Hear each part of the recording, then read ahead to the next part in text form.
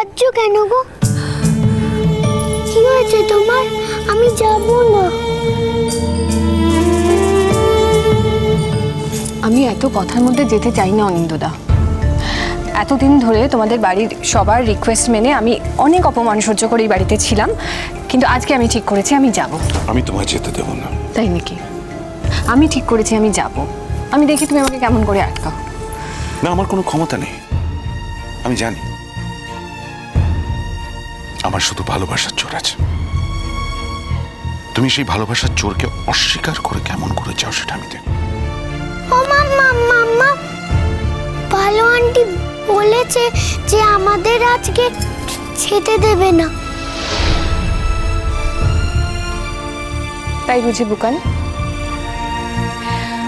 তোমার ভালো আন্টি যদি মনে করে থাকে যে ভালো আন্টির ইচ্ছেতেই সবাই পুতুল হয়ে নাচবে, তাহলে সে ভুল ভেবেছে। তোমার ভালো আন্টি একজনকেই তার ইচ্ছের পুতুল করে নাচাতে পারে, সে তোমার ভালো আন্টির বর, আমি না। আমি তো নিজেই পুতুল জুন, অন্যের ইচ্ছে সবসময় নিচে বেড়াচ্ছি। আমি কাউকে নাচাবো এটা তুমি ভাবলে কি করে বলো? আচ্ছা, বিয়ে বাড়ি ছেড়ে তুমি কোথায় যাচ্ছ বলো তো? আমি তো ভেবেছিলাম তুমি রবিবার দিন যাবে। আচ্ছা, রবিবার অবধি যদি থাকতে না পারো তুমি শনিবার যেও। জুন, ভেতরে চলো প্লিজ। আমাকে তুমি এভাবে দয়া দেখাতে এসো না। অন্যদা যাও, ভেতরে যাও। আমার ক্যাব এসে যাবে, নাহলে ক্যান্সেল করতে হবে। তুমি এভাবে যাবে না, আমি তোমায় যেতে দেব না। বুকান চল। জুন, ভালো আন্টি বলেছে আজকে আমাদের কোথাও যেতে দেবে না। দেখি তোমার ভালো আন্টির কতটা ক্ষমতা। বুকানের ভালো আন্টির কোনো ক্ষমতাই নেই জুন।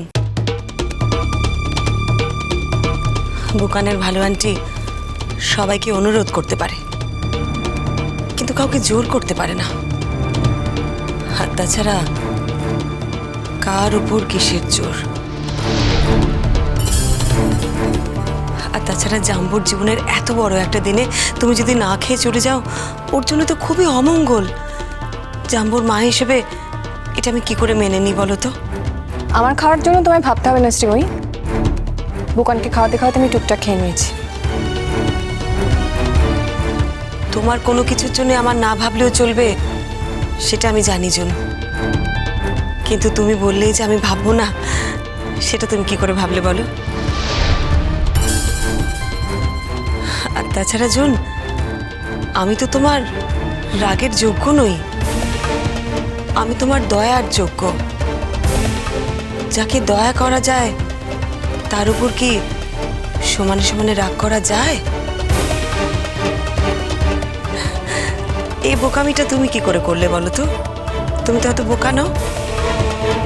বলছি যে এভাবে চলে যেও না। আর বুকানটাও একদম যেতে চাইছে না। আর আচ্ছা ঠিক আছে, তোমার যদি যেতেই হয় তুমি আজ যেও না, তুমি কাল সকালে চলে যেও, কেমন?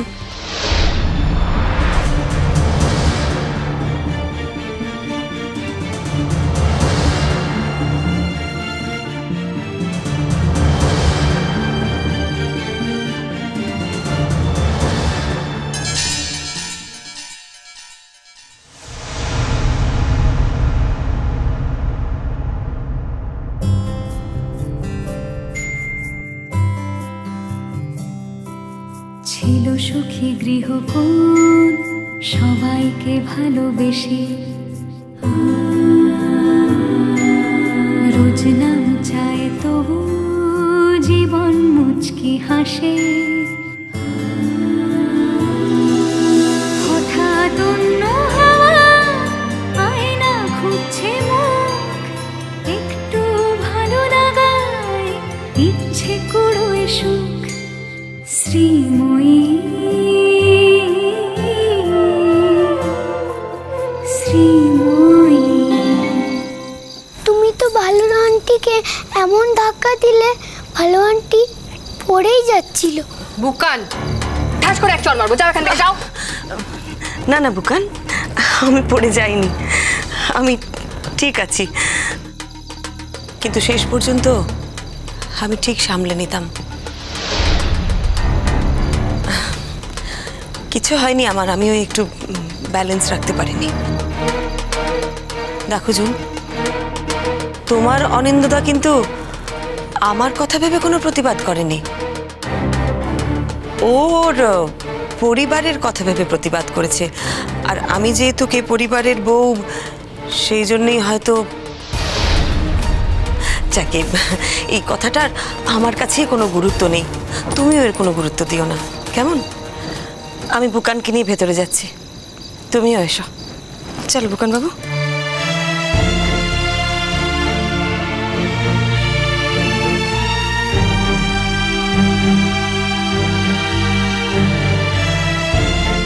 সরি জুন, তুমি প্লিজ চলে যাও না, প্লিজ। তুমি চলে গেলে এক লহমায়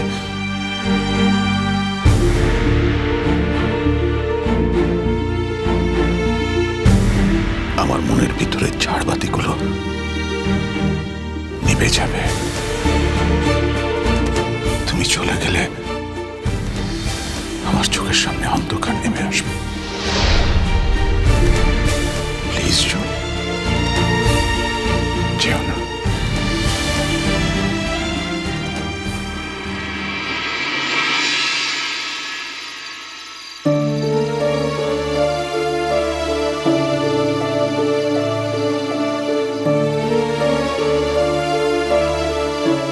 তোমার সাথে আমার কয়েকটা কথা আছে। বলো। তোমার সব কথার উত্তর দিতে আমি তৈরি। ওকে, তো শুধুমাত্র তোমার বাবার সঙ্গে পেরে ওঠোনি বলেই তো তুমি এই বিয়েটা করেছো, তাই তো? হ্যাঁ, আমি তোমাকে ঠকাতে চাইনি। দেখো, তোমার যদি মনে হয় তুমি আমাকে ডিভোর্স দেবে, তুমি আমাকে ডিভোর্স দিতে পারো। তারপর তারপর তো তোমাকে সেই বাবার কাছেই ফিরে যেতে হবে। আমি ফিরে যাব না, নিজের জন্য একটা চাকরি ঠিক খুঁজে নেব। কিন্তু যে ভয়ের কারণে তুমি তোমার বয়ফ্রেন্ডকে স্বামী বানাতে পারলে না, ঠিক সেই ভয়টা তো তোমার আজীবন থেকেই যাবে। মানে তোমার জীবনটা নষ্ট হয়ে গেলেও আমি যা বুঝলাম, তোমার বাবা তো তোমায় স্পেয়ার করবে না। আমি প্রত্যুষের কাছে ফিরে যাব না, ওর সাথে কোনো যোগাযোগ রাখবো না। দেখো, তুমি যদি আমাকে ডিভোর্স দাও, আমি তোমার এগেনস্টে কোনো কমপ্লেন করব না, আমি সবটা অ্যাকসেপ্ট করে নেব। আমি যে প্রশ্ন করলাম এটা বোধহয় তার উত্তর হলো না। তুমি শুধু আমাকে একটু ফেভার করো, আমাকে অ্যাব্রড নিয়ে যাও, আমি এটাকে ফেভারই বলবো। তুমি ওখানে গিয়ে আমাকে ডিভোর্স দিয়ে দিও, আমি নিজের মতন করে ঠিক কিছু একটা খুঁজে নেব। শুধু শুধু একটু হেল্প করো আমাকে। আচ্ছা, তার মানে এই কটা দিনের জন্য তুমি আমাকে ব্যবহার করতে চাইছো? ব্যবহার করতে চাইনি, ও, কোনো ছেলেরই এরকম বউকে মেনে নেওয়ার কথা নয়, যে বউয়ের মন কোনোদিনও তার দিকে থাকবে না, যে বউয়ের মনে অন্য কেউ ঢুকে রয়েছে। Are you sure? কোনটা? না, এই যে তোমার মন কোনোদিনই আর আমার দিকে ফিরবে না, এবং তোমার মনে চিরকাল, কি নাম ছিল কি তোমার বয়ফ্রেন্ড? প্রত্যুষ। হ্যাঁ, চিরকাল তোমার মনে প্রত্যুষই থাকবে, তুমি কি শিওর? 100%। ওকে। আচ্ছা অর্ণা, তোমার মনে হয় না যে তুমি অন্যায় করেছো? আমি তো বলছি আমি অন্যায় করেছি, তুমি আমাকে শাস্তি দাও, তুমি আমাকে যে শাস্তিটা দেবে আমি সেটা মেনে নেব, তুমি আমাকে ডিভোর্স দিয়ে দাও। আচ্ছা, তোমার কি মনে হয় আমার কোনো সোশ্যাল স্ট্যাটাস নেই, কোনো সামাজিক সম্মান আমার নেই, আমি কারো কাছে আনসারেবল নই? আমার সঙ্গে তোমার যদি ডিভোর্সটা হয়ে যায়, তাহলে যে আমার সোশ্যাল এম্বারাসমেন্ট হবে সেটা তুমি বুঝতে পারছো না? বুঝতে পারছি, কিন্তু আমি কি করব তুমি বলো। আমি তো বলেছি তোমাকে, তোমার যে উপায় মনে হয় আমাকে শাস্তি দেওয়ার, তুমি দাও আমাকে শাস্তি। দেখো সংকল্প, আমি তোমাকে মিথ্যে বলতেই পারতাম, আমি বলতেই পারতাম প্রত্যুষ আমার মনে থাকবে না বা প্রত্যুষ আমার মনে নেই, কিন্তু আমি তোমাকে মিথ্যে বলতে চাইনি, কারণ আমার কিছু হারিয়ে যাওয়ার ভয় নেই। আমার জীবনের সব থেকে দামি জিনিসটা আমার থেকে হারিয়ে গেছে। কিন্তু তুমি তো বললে তুমি কোনোদিন প্রত্যুষের কাছে আর যাবে না। ভবিষ্যতের কথা আমি জানি না সংকল্প, ভবিষ্যতে আমার জন্য কি অপেক্ষা করছে আমি জানি না। আমি জানি না আমার জীবন আমাকে কোথায় নিয়ে যাবে, বা প্রত্যুষের জীবন প্রত্যুষকে কোথায় নিয়ে যাবে, আমরা সত্যি কিছু জানি না। তবে আমি এটা জানি,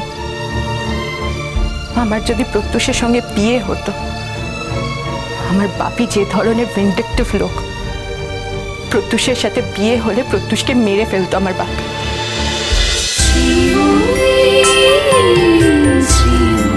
চলো চলো চলো চলো চলো